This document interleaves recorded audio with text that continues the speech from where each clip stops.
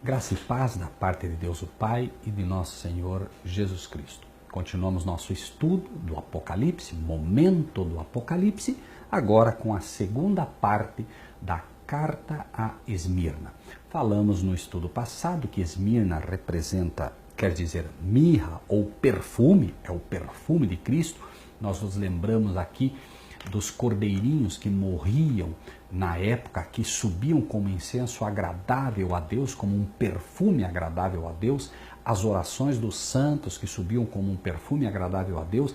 E por vezes nos perguntamos, por que as ovelhas que morriam como um sacrifício representando a Cristo, subiam como cheiro agradável ao Senhor? Porque era o meio que o Senhor estabeleceu para que o ser humano pudesse finalmente ser salvo. O que subia como cheiro agradável a ele não era a morte daqueles cordeiros, mas sim o que representava a morte daqueles cordeiros. Um pai que finalmente foi afastado dos seus filhos e que agora podia, em Cristo Jesus, no sacrifício que aqueles cordeirinhos representavam, ter de volta esses filhos que ele, uma vez lá no Éden, em Adão, teve que afastar-se deles.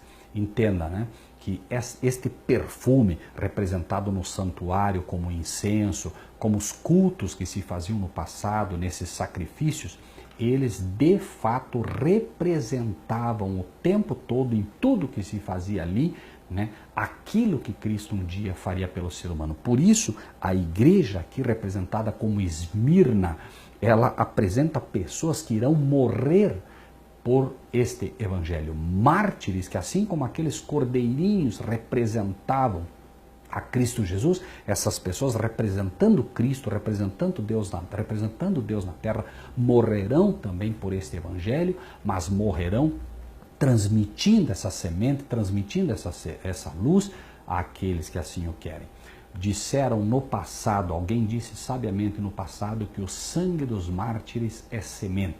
Quanto mais o inimigo matava os nossos irmãos no passado, mais pessoas observando a forma como eles morriam, cantando, alegres e entregando a vida por Jesus, porque sabiam que estava reservado a todos eles uma pátria superior, morriam já como Estevão, não mais vendo as coisas da terra, mas olhando já o céu que se abria diante deles. Sabiam que a promessa era certa. E eles estão realmente nesta condição e nós devemos estar nesta condição. Então, o versículo 10 que lemos no dia anterior, no nosso estudo anterior, na carta a Esmirna, diz: nada temas das coisas que has de padecer, eis que o diabo lançará alguns de vós na prisão, para que sejais tentados e tereis uma tribulação de 10 dias. Sê fiel até a morte e dar-te-ei a coroa da vida.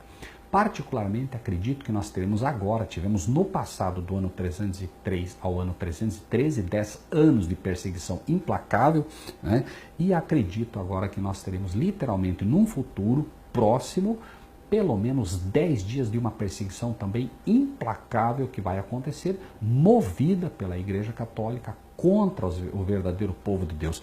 Esse povo que estiver na condição hoje de Esmirna, um perfume agradável a Deus. Por isso a palavra de Deus diz, nós somos o perfume de Cristo, mas o perfume de Cristo só pode ser um perfume de Cristo quando realmente faz com que a sua essência chegue aos outros. E essas pessoas selarão a sua vida, entregando a sua vida como mártires, mas não sem antes exalar o perfume de Cristo. As pessoas verão que essas pessoas que estão ali morrendo realmente são pessoas amáveis, são pessoas de boa índole, são pessoas com um caráter irrepreensível e poderão perceber ali, e muitos se voltarão na última hora para Cristo Jesus, vendo o perfume que eles exalam, o perfume do Evangelho. Diz o texto: sê fiel até a morte e dar-te-ei a coroa da vida. Morrerão como morreu o nosso rei, morrerão como morreu o nosso mestre e receberão a coroa da vida, a coroa da eternidade. E essas pessoas também que morrerão pelo ser humano receberão no céu o direito de governar sobre outras cidades também. A promessa é certa. E o versículo 11 traz de novo essa afirmação: quem tem ouvidos, ouça o que o Espírito diz às igrejas. Note que ela abre dizendo: ao anjo da igreja que está em Esmirna, escreve. Ou seja, ao pastor, ao ministro, ao mensageiro. Porém, mais uma vez, né, o ser humano, o membro, embora o ministro não pregue, e realmente os pastores hoje não pregam esses temas, os padres não pregam esses temas, os ministros não pregam esses temas, mas, ainda que eles não preguem, por isso vem a advertência final, né? Quem tem ouvidos, ouça. Você tem ouvidos. Ouça o que o Espírito, não eu, não o que o ser humano diz às igrejas. O ser humano é apenas um mensageiro quando de fato leva a mensagem para a sua igreja.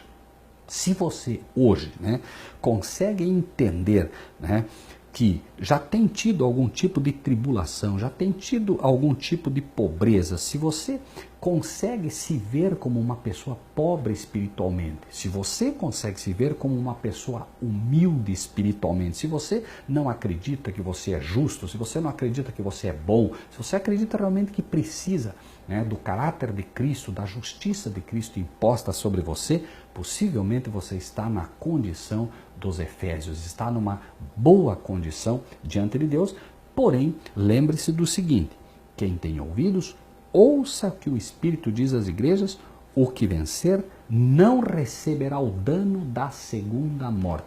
Aqui eu quero deixar uma coisa muito clara para você, dentro do que diz a palavra de Deus.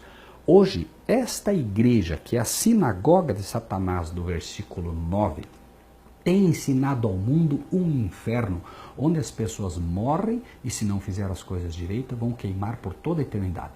Milhares de igrejas têm aceitado essa realidade, porém Jesus está dizendo o seguinte, ouça o que o Espírito diz às igrejas, o que vencer não receberá o dano da segunda morte. Você pode morrer na cruz, se te colocarem, você pode morrer no madeiro, você pode morrer queimado, você pode morrer decapitado pelo Senhor, mas a promessa dele é certa. Você não vai sofrer a segunda morte que todos os outros vão sofrer. Todos os ímpios sofrerão a segunda morte. O verdadeiro cristão, ele morre o sono da morte, como Jesus disse para Lázaro. Quando as irmãs de Lázaro chegaram até Jesus, Jesus disse, aquele que crê em mim não morrerá. Crês tu nisto? Ou seja, né? A ressurreição é uma promessa, mas o verdadeiro Filho de Deus, Jesus compara a sua morte com um sono. Você morre, mas é um sono. Jesus vem, quando ele vier buscar os que lhe pertencem, ele os ressuscita e morarão eternamente com o Senhor nos ares.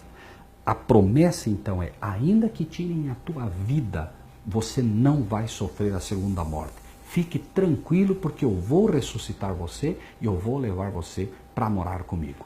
Vale a pena, portanto, estudar a carta a Esmirna, receber esta promessa e ser fiel. Como ele diz, ser fiel até a morte e dar-te a coroa da vida. E não ser enganado pela sinagoga de Satanás, que ensina hoje que pessoas estarão por toda a eternidade queimando. Não, as pessoas ou sofrem a segunda morte, se elas não aceitaram a Cristo Jesus como seu Salvador e não forem fiéis, e as pessoas não sofrem a segunda morte se forem fiéis com Cristo, né?